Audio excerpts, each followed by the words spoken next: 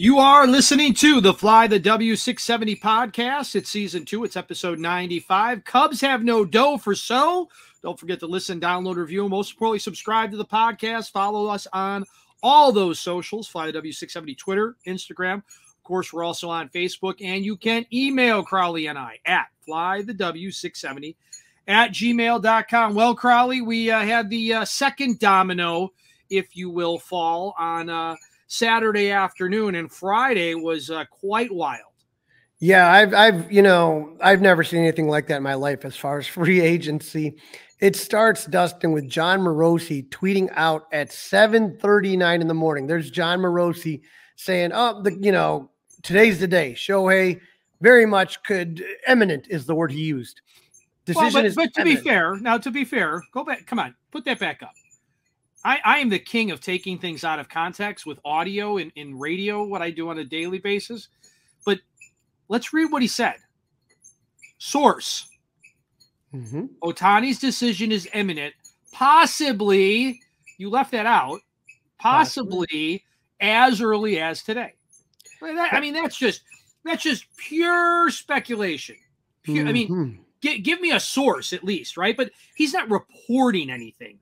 It could have happened. It could happen. Listen, here, Crawly, I'm reporting that Cody Bellinger could sign with a major league team as soon as Tuesday. There you go. I just reported that. It means nothing. It means that he could, right? What does that mean? What he was implying there is, and there was some other tweets too, that it was going to happen this weekend and as early as today. Well, basically, was Sunday. It was coming down to it. Sunday, by Sunday at the latest, when we got off the air on Friday, Mully and Haw, it was by Sunday at the latest he's going to make a move. And that's what I think everybody was banking on. And at that point, it looked like LA, or Toronto. That's what it looked like. Well, then that's where things kind of got crazy, because about a half hour later, Morosi reports that the Blue Jays are one of the finalists. So we know that, right? It's just how this all kind of starts adding up. And then at 3:01, Morosi reports that sources told him Shohei was en route to Toronto. That's the big one right there. That's a problem. So you start with the one about, could be as early as today. And then a few hours later, supposedly he's on a jet en route to Toronto, right? A representative of his agency, CAA, would not comment when asked about Ohtani's travel plans. At this hour, Ohtani does not have a signed agreement with any MLB team. So, like I said, it starts as early as today, and then the next thing you know, he's on a plane. So you just kind of put two and two together. And when you talk about sources, obviously you have to be careful because that person's telling you in confidence, right? Supposedly. They're telling you, but if their name's attached to it, that person could lose their job, right? Sure. Absolutely. So that's kind of why you're never going to hear who the sources are. And so that's when things go crazy. It's then reported that there's a private plane that left John Wayne Airport in Orange County at 9:10 a.m. and arrived at 3:54 at Toronto Pearson International Airport. Dustin, there were close to 4,000 people monitoring the plane on Flight Radar 24. I don't know if you realize this, but like on Twitter, you can like literally track flights, and people are tracking this flight that they believe is Shohei Ohtani. And now this is, like I said, fever pitch at this point. Everybody's going crazy.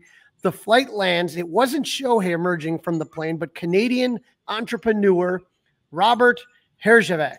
He is a judge on the TV show Shark Tank. Yeah, I watch Shark Tank. It's a good one. Yeah, I know that guy. I don't know him.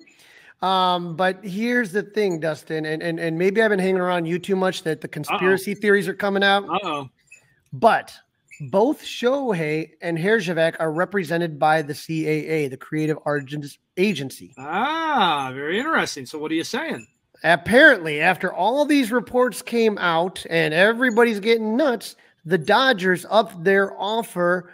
And when it was all said and done, Dustin, Shohei signs a 10-year, $700 million contract with the Dodgers. So the question is was Morosi given some information to try to push everything going?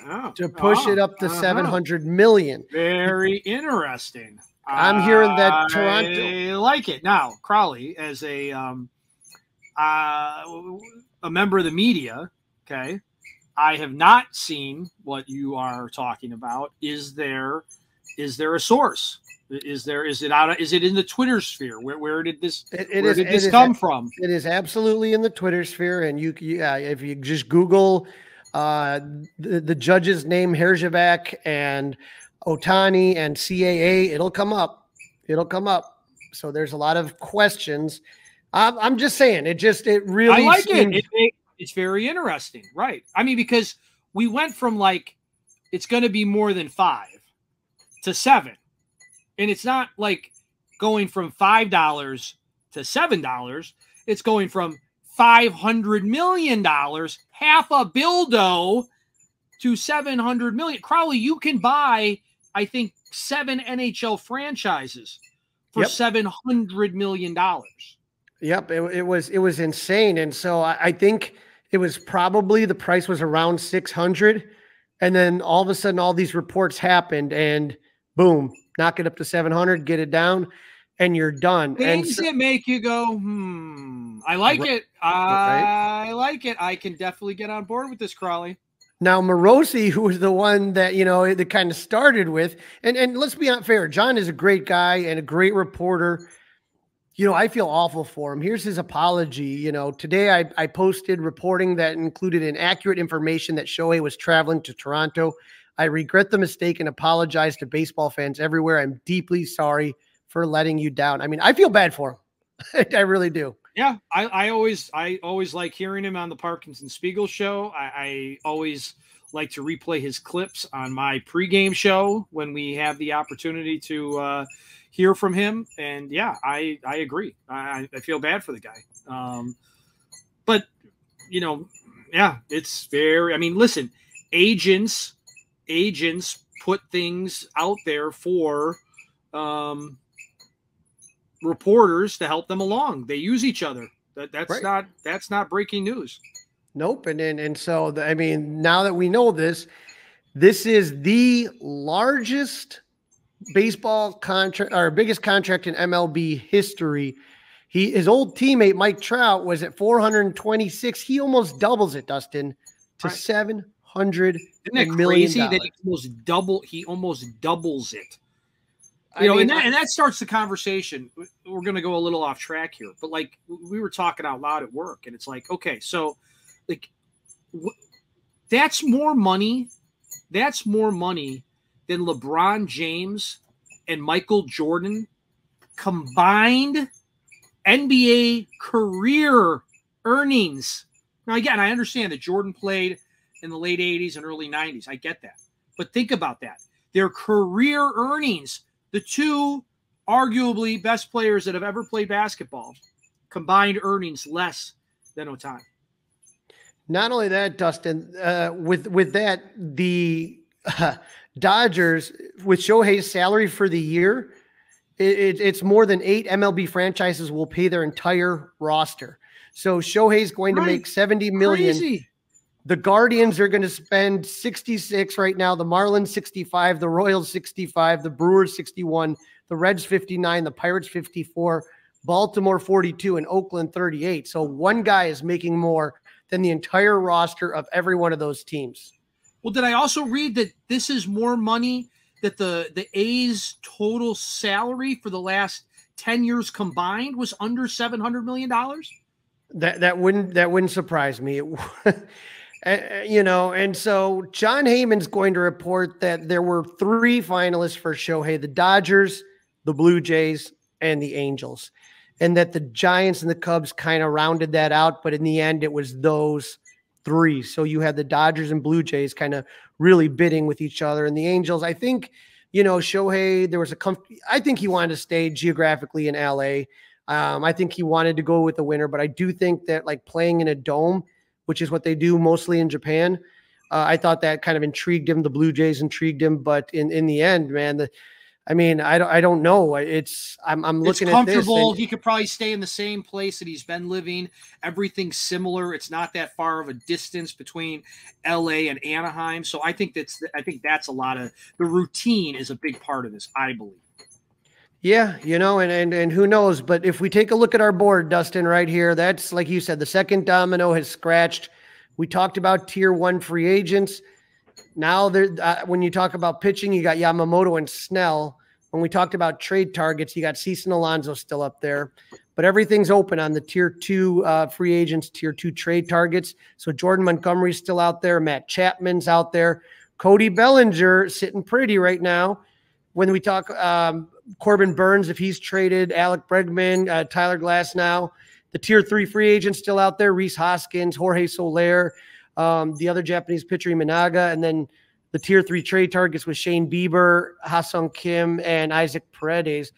But, when I take a look at this now, I mean, when you talk about Shohei going to the Dodgers and Juan Soto go to the Yankees, that's it for left-handed bats other than Cody Bellinger. So, I think with the second that Shohei signed, all the Cub fans are going, you got to sign Cody, sign Cody. Cody and his agent, Scott Boras, are not going to do a darn thing right now. They're going to sit there and just let everybody get desperate and sweat it out. I don't see a move coming anytime in the near future. Right. But the question is are the Giants the team that are going to be the ones that are overpaying here? Because they're so desperate. It's like going to the racetrack, Crawly, right? You go to the racetrack, you got a couple $100 you're willing to invest at the racetrack, and you're just loser. So you bet on a 1 to 5, right? Where you got to bet $5 to win $1 just so you can cash a ticket. I mean, I just think the Giants are just going to just do whatever they got to do because they got to land somebody at some point. Think about Toronto as well. I mean, their fan base literally thought they had Shohei Ohtani on a plane. They sent out a news crew to the airport to see the Shark Tank judge. I mean, so both of those teams where you have Toronto who believed they were in it till that he literally was coming off a plane, to San Francisco that swung and missed on Harper and Judge and the Correa mess. So both of those teams are, we were incredulous, you and I, about the Bruce Levine, when Bruce reported that Scott Boras was talking $300 million for Cody Bellinger. And Dustin, I guess this is where, when you talk about it, let's get it out in the open. Nobody's worth this amount of money. I get that. We've been saying that a long time. I actually have a Sports Illustrated cover about Ryan Sandberg when he became the highest paid player. Yeah. It's $7 million a year, 10% of what Shohei's going to make this year. $7 million a year. But that people are always going to complain about what it's worth. But this, especially, this is the game of baseball, man. Is that you are going to overpay, and your hope is that obviously that back end of the deal is going to look bad. Now, I want to get someone on the Fly the W that can talk me through the finances. I'm going to look. I don't know if you got somebody, but my understanding is that this deal is a lot of deferred money. A lot of deferred. See Bobby Bonilla, right? See right. Bobby Bonilla. Right, Bobby Bonilla Day. Yeah, this is cash friendly so that the Dodgers are able to go out and still load the team up without getting killed in the luxury tax area. That's another part of this, my understanding is that was Shohei's idea. Right. Like he wants to win, and he doesn't want to win if just be the highest paid player and then have no one around him. He wants good players. And I mean, can you think of any scarier three when you talk about? I mean, Jesus, they got three Hall of Famers in the top third of their order. Mookie Betts, Freddie Freeman, and now Shohei. I mean, it's ridiculous. Right. Three potential Hall of Famers in their primes, batting 1, 2, 3. But again, I think now you have to be smart and not throw crazy money at Cody Bellinger. As much as I liked him and this and that, 300 just to me is out of the price range. But Dustin, what I'm worried about now is, the guy I've been crazy about is Yoshinobu, the pitcher, Yamamoto. But now everyone's saying, okay, this is looking. It's the contract now is getting bigger and bigger. And John Heyman says, Yankees contingent is flying to LA to meet with coveted free agent Yoshinobu Yamamoto. Every big market team is interested. Cost could hit $300 million. It's a long list, but Mets and Dodgers are also seen as big players. And then John adds to that, this is not saying he's signing with one of those three teams. Those are just the perceived favorites. Also linked Red Sox, Cardinals, Cubs, Phillies, Giants, Angels, Tigers, Diamondbacks, although things have gotten a bit rich for a couple of those teams. So let's assume Diamondbacks, Tigers are out. Then you're looking at Giants, Phillies, Cubs, Cardinals, Red Sox. You think the Phillies can afford that? I mean, with everyone they're paying? I don't see how. I mean, again, unless, I mean, you can get anybody you want, assuming that you're willing to go deep into these taxes, right? I mean, there is no cap. Right. And that's where I'm just kind of, and this is going to throw a lot of things off. It's going to throw a lot of things off tilt here. And so, with the Mets, the Yankees, and the Dodgers, I mean, Daddy Steve Cohen, he actually took a jet and flew to Japan to meet Yoshinobu with an entourage.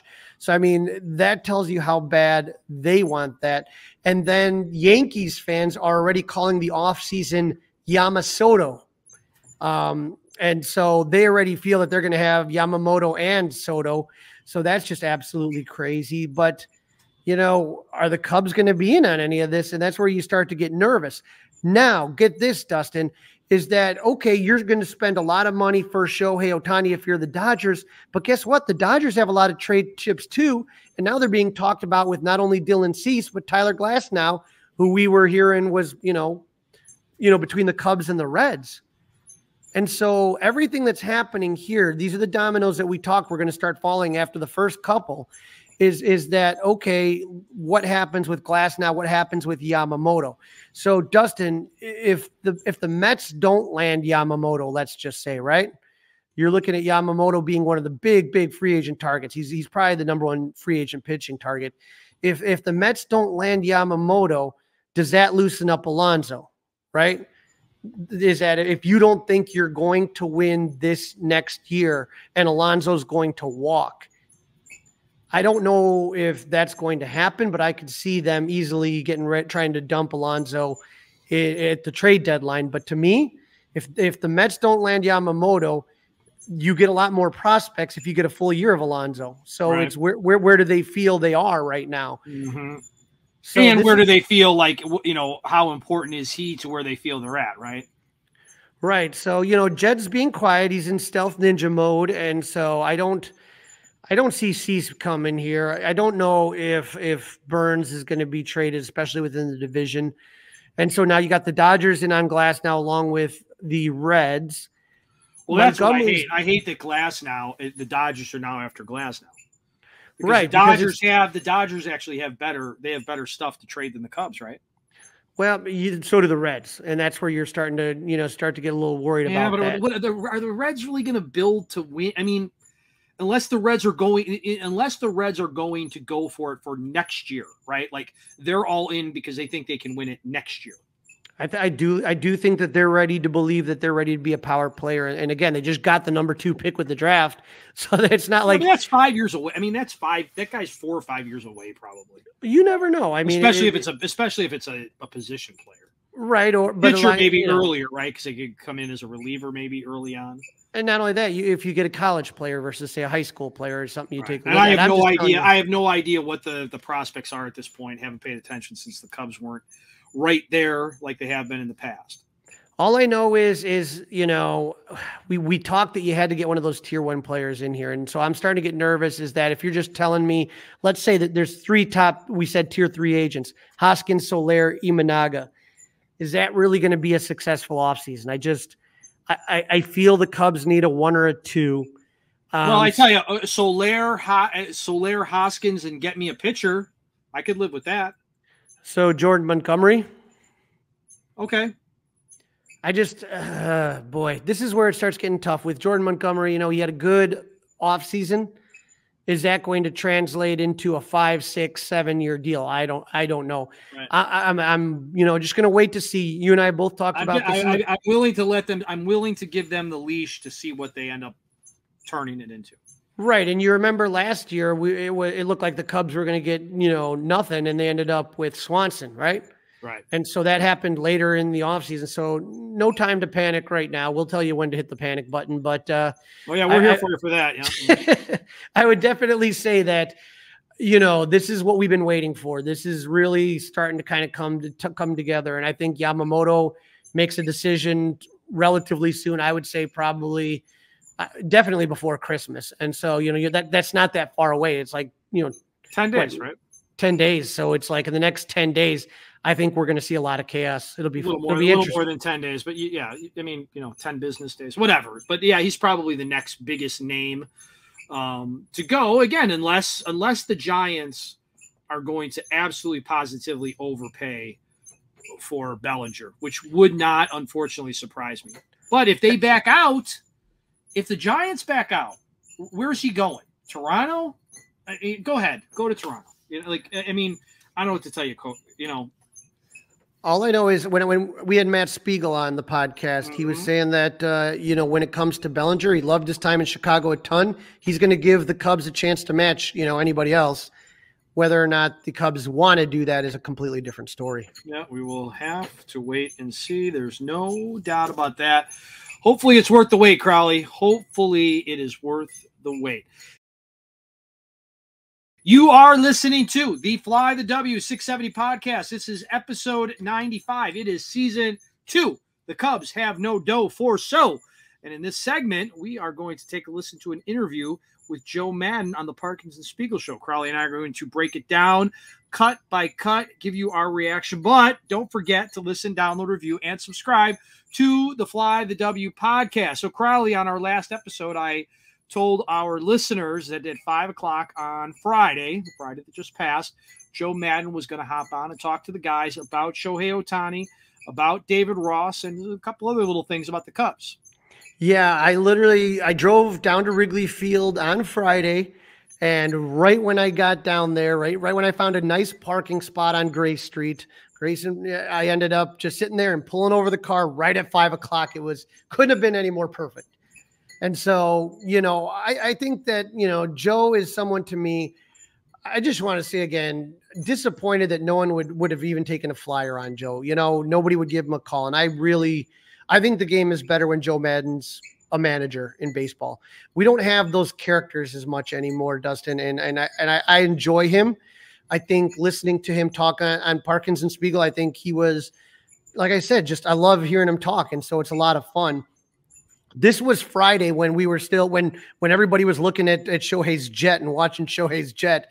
So this is what he had to say about Shohei. Him and John Maley, they coached Shohei obviously with the Angels. Here was what he had to say. He's a great teammate. He's there for everybody else all the time. He's got a great sense of humor. He's learning the English language slowly. I actually believe he speaks it better than he lets on. I know he understands it well. He's that good of a baseball player, but he's really a good fella, and I really enjoy being around him.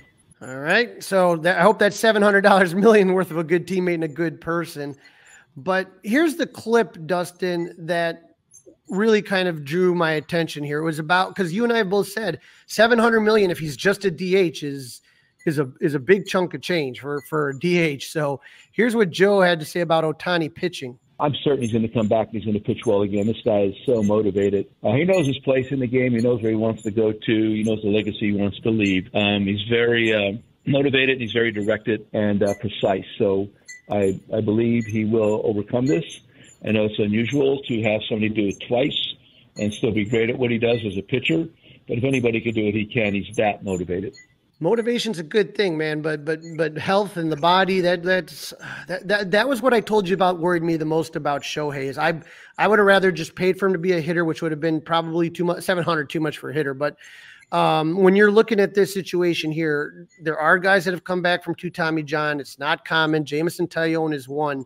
But imagine if you're paying this guy $700 million and he starts pitching again, and then all of a sudden something happens to his arm again. How long can you keep doing that, right? Well, my question is, Crawly, is what if he could have pitched this year? What if he was not going through a Tommy John rehab right now? Well, what are we talking about then? 8? Seriously.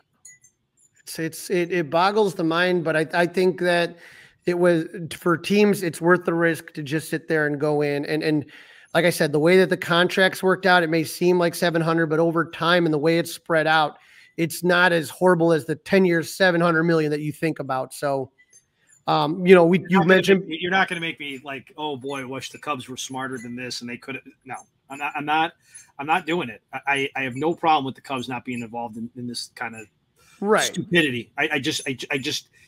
I'm sorry. I just find God bless Shohei Ohtani. Okay. Good for him. Good for anybody connected to him. I hope they have a Merry Christmas. This is stupid. He's going to make Crawly. When you start breaking it down, he's making $50.01 a minute.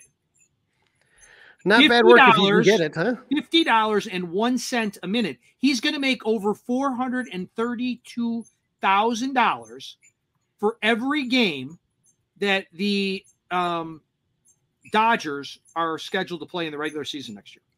Season. And Dustin, the first opponent that he faces on the road is the Chicago Cubs, right? Are you you got your tickets already up for sale or what? Oh, no. I'm going to go. I mean, I'm sure I'll sell a couple, but all 3 games? I won't go all 3 games now. I'll just go to one and check it out. I think it'll be fun, but what are the odds? I would, if I were an opposing manager, this is why I'm not an opposing manager. I would walk him every time. I would never, I'm so disgusted by this. Here, go ahead. Just go to first. You're never going to see a pitch. You'll never see a pitch. Again, with that Dodgers lineup, who knows how many guys are already on base? I mean, you're going to have to pitch to them.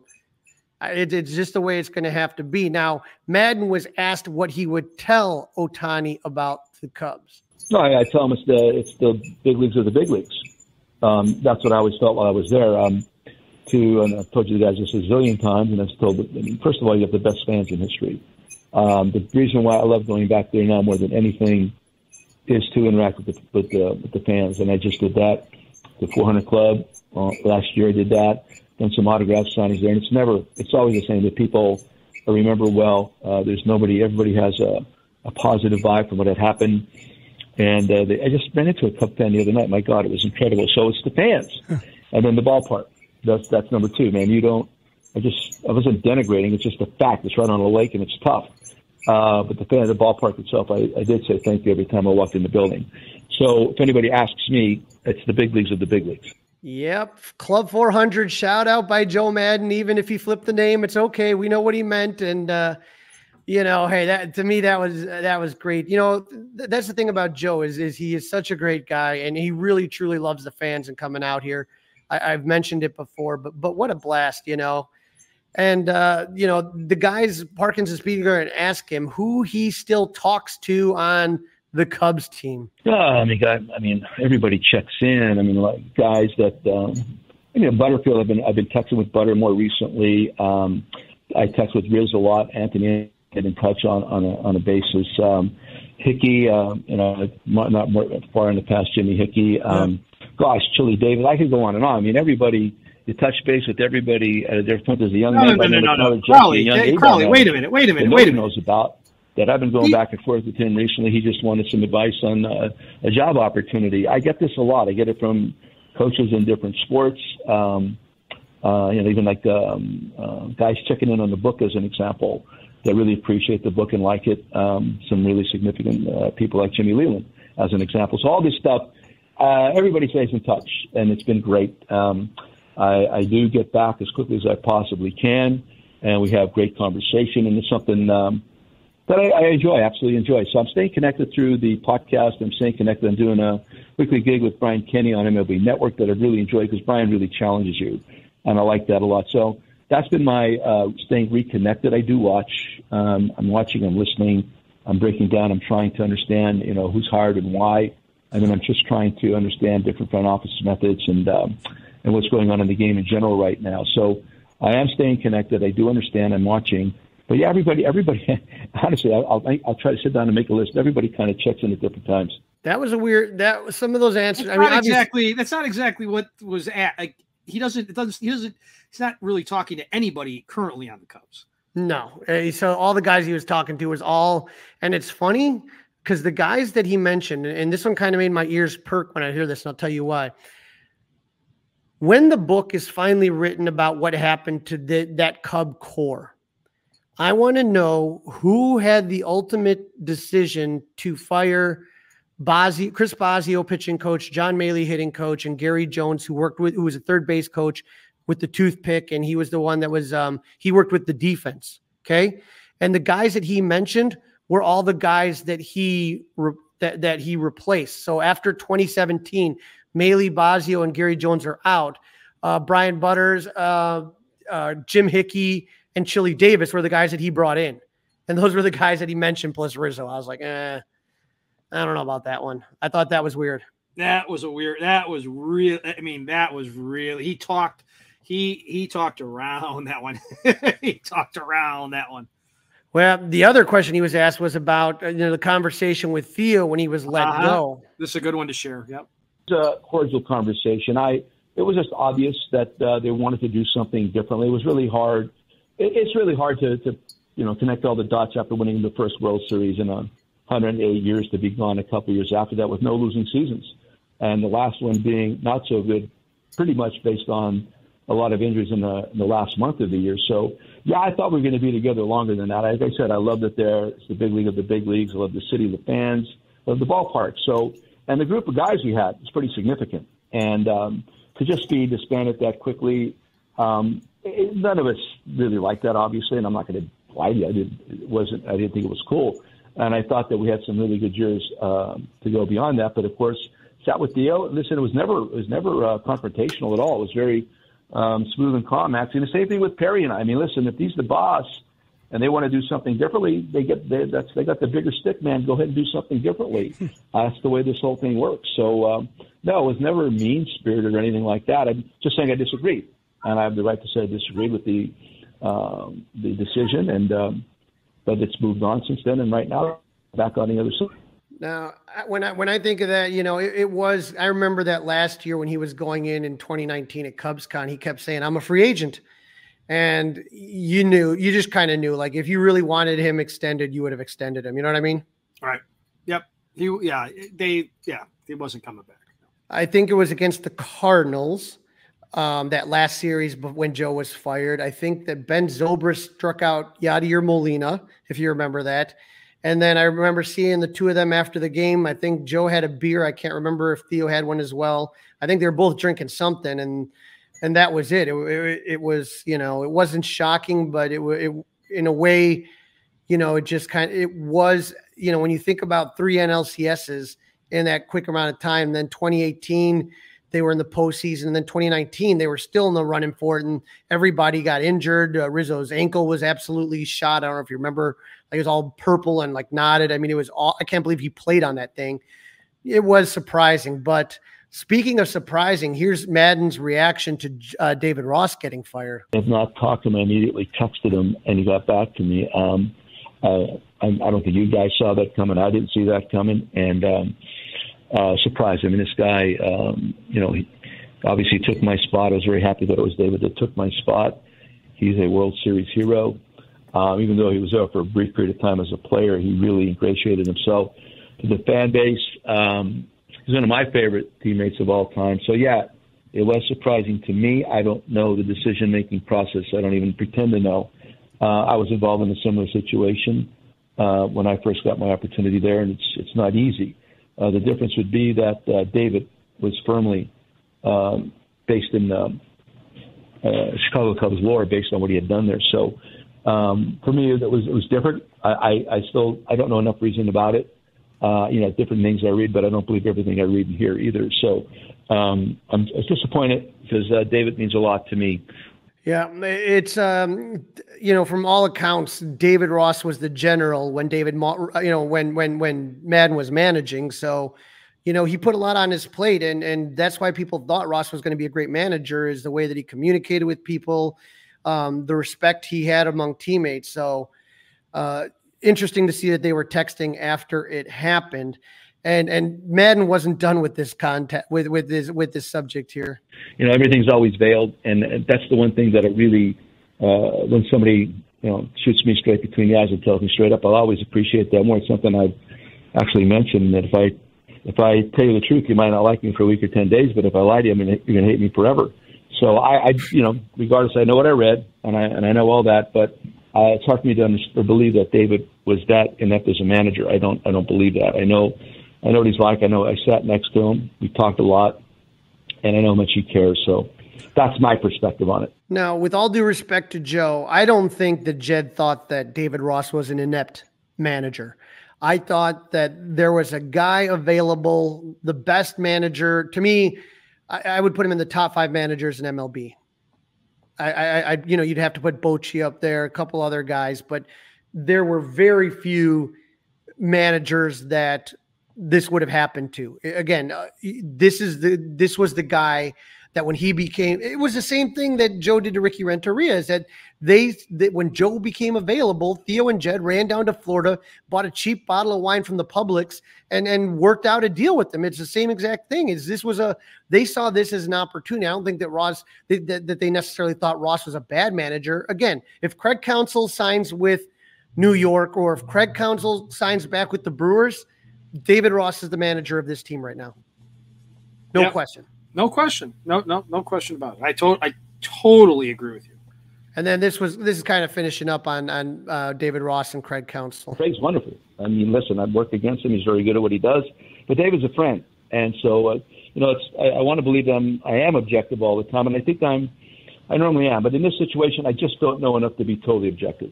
Fair enough. Now, Joe was asked the idea of would he work for Cub TV or radio, and Dustin. Consider who's asking the questions, right? I mean, come on. Right, but when you're talking about it, I mean, Joe is much more comfortable in front of the media than say Craig Counsell or David Ross, either one of those guys. If you ever would see the press scrum before the game in the dugout, right, Joe would be sitting with the sunglasses, Joe Cool, all that stuff. Listen, baseball broadcast, national broadcast could do a whole lot worse than Joe Maddon. Baseball broadcasts need more Joe Maddon.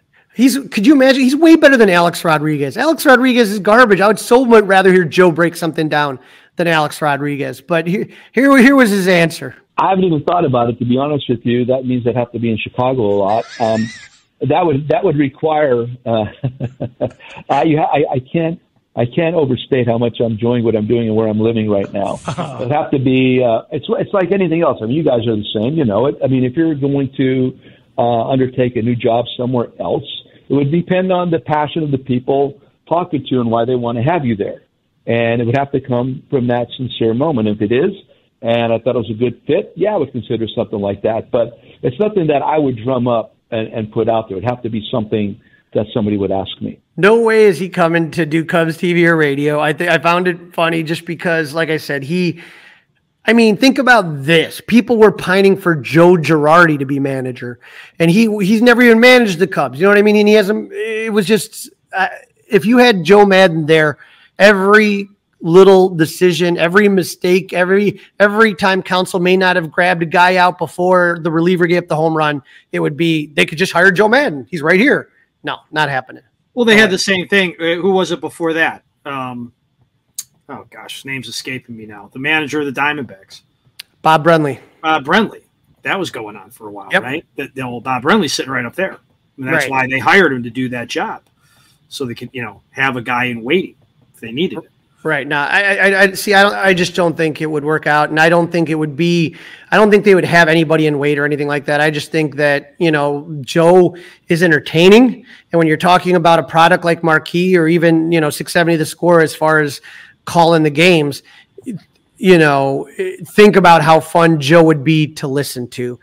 And so I don't know having Joe come back and do the 7th inning stretch and do the old traditional, an inning on TV and an inning on radio like they used to do. I mean, I'd be down with that, right? Right. Something like that. Right. I think I would almost even be down with Joe doing a weekend in studio stint with Marquee. Right. For a series, right? Just for a series, pregame, postgame. See, I don't know if I would just want him for a series. I think part of what I want from Marquee is just more continuity.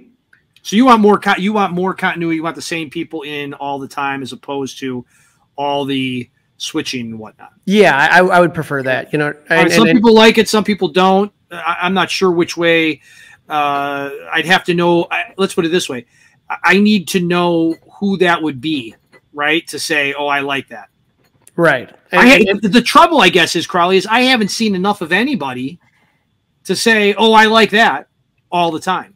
I like Cliff Floyd a lot. Cliff Floyd cracks me up. I think him and Cole Wright have good chemistry, but that's the thing is you got to develop chemistry. And Dustin, you've been working radio for many, many years. You know how tough it is to kind of get that going. And if you can't constantly work on that and tweak it and learn from it, it's tough. Yep, no doubt about that. And then last one right here, what's it like to pitch the Cubs to a top free agent? It's orchestrated. I mean, they do a nice job right down to the video, getting as many people involved as they possibly can. In a sense, in a situation like Show, like really researching his history, where he came from, what it was like to grow up there, the traditions of that country, or maybe more specifically the region of Japan that he had come from. It was very orchestrated. Everybody, we were all versed in advance. And of course, Theo took the lead in the moment. So, but I'm sure everybody did the same thing. I can't believe or understand that anybody would do anything differently. It's just that under Theo, it was a very orchestrated and well thought out plan. The one that always kind of gets in my head, it was the John Lester, how they had some sort of video of him on the mound in Game 7 of the World Series. Yeah, that was just the anniversary. That was just yesterday, I believe, December the 10th. Yeah, and so I think about that a lot. But hey, you know what? Like I said, baseball's more interesting when Joe's there, and great job by the scorer and getting Joe to come on and giving us a little perspective on Shohei and Craig Counsell and David Ross. Absolutely. You are listening to Season 2, Episode 95 of the Fly the W670 podcast. Cubs have no do-re-mi for Shohei Ohtani. Don't forget to download, review, and subscribe to the Fly the W podcast. All right, Crawly, in this segment, we're going to do some news, we're going to do some notes, we're going to do some rumors, we're going to do some events surrounding the Cubs in Wrigley Field. And as we were in the process of laying down this podcast, we've got some breaking news, if you will, on Twitter per The Athletic and per Bobby Nightingale. Not Bobby, yes. I guess Bob. We should differentiate the two. Yes. Shohei Ohtani will defer $68 million per year of his $70 million annual salary over the course of his 10-year, $700 million deal with the Dodgers, allowing the team to keep spending according to a person brief with the terms. Now, this is coming from the Dodgers Athletic reporter. That's who's reporting this, tweeting this out. So I'm just trying to figure this out. So he's going to be making $2 million a year, right? So and then Bob Nightingale follows up with the payments are going to start in 2034. Again, we're in 2023 right now, and they're going to go through 2043. I also saw Darren Ravel call BS on all of this, saying that the owners will never go for this. Other owners, like this has to be approved. Like this is total BS. There's no way that this can happen, and it doesn't seem. I mean, it doesn't seem fair. No, you're circumventing all of what it's supposed to be with the luxury tax stuff. That you're just circumventing it. Yeah, again, no way. The Athletic, the LA Dodgers reporter for the Athletic, Fabian Ardia, if I'm mispronouncing his name, I apologize, and Bob Nightingale are on this kind of back and forth going on. But Darren Ravel is calling BS on the whole thing, and I got to side with Ravel on this. This can't be right. This can't be. If that's the case, then go ahead and give Bellinger $300 million. I don't care. We won't be. I don't know. I mean, I hope. I guess. Am I going to be around in 2043 watching Cubs baseball? And think about this. Maybe not. I might be here, but I might not know what I'm watching. Maybe we can do like holographic podcast, whatever the next generation is. But I guess to me, it's think about this is that you're saddling that on the next owner. Okay. So to me, that's just mind blowing. Unless they're just figuring that the TV dollars, right? The TV revenue, the broadcasting rights is just going to keep going up and up and up and up and up. And I don't think it is. I think at some point it reaches a cap. People aren't going to keep paying for this stuff. No. If you've been watching any sports media stuff, these RSNs are going under. Right. The era of the big dollar deals are going under. I'm curious now. Now this has me wondering if this Shohei situation is done. Like, what if it all falls apart? That's what I'm wondering. Is right? What if baseball comes in and says, you know what, this whole thing stinks, and we're not going to allow it? And when you think about, to me, the most powerful man in baseball, it is Jerry Reinsdorf. Jerry Reinsdorf is kind of like the godfather, and there's no way that a small market team is going to allow a team. The whole concept of the luxury tax was to try to make it painful to give guys these gigantic contracts. And now basically this is just, like I said, it's circumventing it. It's going around it. It's saying, okay, we're only giving them $2 million a year. No, you're not. You're just backloading this deal massively and kicking the can down the year 10 years. It's just ridiculous. And it could have been Ohtani's idea. That doesn't mean it's going to work. Wow. So this is something we're going to have to kind of kick around here, but hopefully we'll have a few more details and who knows, maybe Shohei Watch 2024 will be back on. Other hot stove rumors. Jeff Passan now is jumping on this. So all the big dogs are on this thing as I'm looking at Twitter. What a mess. All right. Well, you know what? Someone that isn't going to be getting that much money, but is finally, we heard a name attached, Dustin. We talked about this last time. Marcus Stroman attached to a team.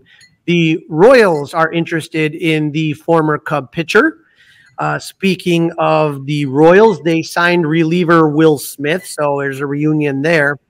And then former Cubs reliever lefty Andrew Chafin, the sheriff, signed back with the Detroit Tigers, so a couple of reunions going on there. But again, still a lot going on, and I was hoping that we would have moved on from the Shohei stuff, but we'll wait and see what happens. We will see, but this is head scratching stuff right here, Crawly. This is very, very interesting. All right, so you got some. Let's talk about some fun stuff. You had a fun weekend, right?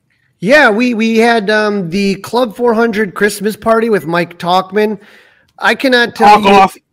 You know, the Talkman is he's a nice guy. He's a quiet guy, and you know, it was great. We had John Maley, who is now with the Cubs coaching staff again, the 2016 Cubs hitting coach, interviewing him, and just a really good dude, you know. And when we talked about the team and how they never quit the whole year, even when they were 10 games under, and about that catch that he made against the Cardinals. You know, you remember that streak where they went, I think, Cardinals, White Sox, Cardinals, and I think, you know, that was the streak that made Jed keep the team together. Yep. And so it was a really great party. We had Brian McRae, who was with the Cubs in the late 90s. He was there, and we did some Cubs caroling. And if you're watching on the 670 The Score YouTube channel, Cub caroling is coming up this weekend. Here is our hymnal right here. Hymnal. Oh yeah. Oh yeah. Here is our hymnal, and we have all sorts of great songs that our friend Danny Rocket has done there. And so, you know, Clark the Pantless mascot into the tune of Frosty the Snowman. We have Spending Dough instead of Let It Snow. All sorts of great, instead of Feliz Navidad, we have Javier Assad, Cha Cha Cha. Are you going to sing a couple lines here for us, Crawly? Oh, God, no. But if you would like to come, Dustin, it is going to be... You haven't had a beer yet, have you? Well, it's not the beer as much as my voice has been trashed this whole weekend. You know, we were singing the carols all night, and right now I'm in recovery mode right here. But we are going to start. I was just going to ask, where does this start? Saturday from 5 till 6 p.m. We are going to be at Output, which is right next to the Metro, right across from Wrigleyville Dogs. And it has the best wings in Wrigleyville by far. And the cold beer is going to be flowing, and that's just going to kind of be the meetup spot. And so what we'll do is we'll kind of move from bar to bar after that. And on my Twitter at Crawly's Cubs, we'll be updating where we are going to go. But we have a whole list of bars. We're going to be at Elfed Up. We're going to be at Grinchy's. We're going to be at all the pop-up bars. And so what we do is we walk into these bars at Wrigleyville. They know we're coming. I already pre-walked it on Friday. and they turn off the music. We sing 3 songs, and then we drink a beer, and then we move on to the next bar. So I think we have 13 bars total, and then we finish up at Nice Lounge with some candy cane infused Malort. So it will be a good time. It does not cost anything. It's free to the public. It's a great way to meet a lot of Cub fans, and there's going to be a lot of, if you're on Cubs social media, there's going to be a lot of people that you're going to know at this party, and we are absolutely going to have a blast. So if you've never done it, it's an experience like no other. Everybody's really friendly, and it's just singing. And so I kind of come from the school of Harry Carey, where like I sing so bad you don't have to be embarrassed about singing badly, and I sing loud. So don't worry, you'll be fine if you're not a great singer. It's all about having fun. And a lot of people that we've met on this Cubs crawl, they come back every year. Like we met them the first time, they came out, and now they come every year. Once you come once, you're not going to miss out. So I'll definitely put some information on all our socials about how to kind of get in touch. There's a Facebook page for the event. It's a lot of fun and a lot of laughing, and we don't take ourselves too seriously. Very good. Sounds like a blast. I wish I could be part of it. I have already am tied up with a holiday party. So have fun this weekend, Crawly. That's a wrap. Don't forget to listen, download, review, subscribe to the Fly the W podcast. Follow the socials, Fly the W on Facebook, Instagram, of course, on Twitter. And don't forget, you can email Crawly and I, flythew670@gmail.com, and watch us on YouTube by subscribing to 670 The Score and the YouTube channel. But Crawly, we're going to get together again before we have your caroling. So there'll be more Cubs news to share with the people before Saturday. Yep, and don't give up hope yet. The offseason's still early. Don't worry. Go Cubs! Hey guys, it's Crawly. Thanks for watching. If you enjoyed this video, please don't forget to give it a thumbs up and subscribe to our channel for more content like this. If you want to see more of our videos, be sure to check out our playlist and let us know what you think in the comments below. Also, don't forget to follow us on social media to stay up to date with our latest episodes. Links are in the description. Thanks again for watching, and we'll see you in the next video. Go Cubs!